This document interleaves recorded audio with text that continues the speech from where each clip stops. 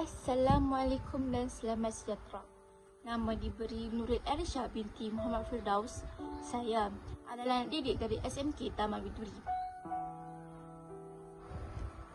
Hari ini saya nak kongsi tentang sebuah novel yang sangat penuh makna dan emosi, iaitu Rumah Tak Mesti Bahagia karya Arif Zulkifli. Bila kita dengar perkataan rumah, apa yang kita bayangkan? Tempat yang selamat atau penuh kasih sayang.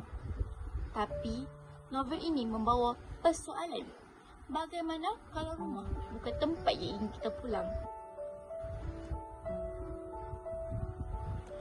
Novel ini mengisahkan seorang lelaki bernama Ahmad Ain, seorang anak yang dibesarkan dalam keluarga yang sangat mementingkan agama. Dari kecil, Ain patuh akan kehendak ibu bapanya, Abi dan Umi. Tapi dalam diam, Ain menyimpan rasa yang sangat besar. Rasa yang di mana dia berasa sangat berdosa, jijik dan takut kalau keluarganya sendiri tidak dapat menerimanya. Hidup Ain berubah apabila dia bekerja di Laman Harmoni. Di sana dia bertemu dengan Pak Yazid, seorang lelaki yang terkenal dengan sikap kasar dan cerewet. Pada awalnya, mereka sering berbalah.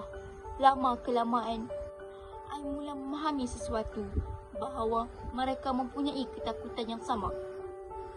Ain takut dibenci, Pak Yazid takut ditinggalkan. Apa yang menarik tentang novel ini?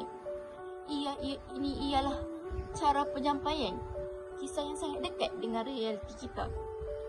Ia bukan sekadar cerita tentang keluarga, tetapi juga tentang penerimaan diri, perasaan takut dan pencarian kedamaian dalam kehidupan. Mesej paling besar dalam buku ini adalah tidak semua rumah membawa bahagia, dan kadang-kadang kebahagiaan itu kita cari sendiri. Kalau anda suka cerita yang menyentuh emosi dan penuh makna, saya sangat sarankan anda baca Rumah Tak Mesti Bahagia karya Arif Zulkifli. Ia bukan sekadar novel, tapi satu refleksi tentang kehidupan kita sendiri.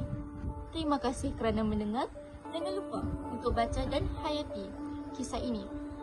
Sampai jumpa di lain hari. Assalamualaikum.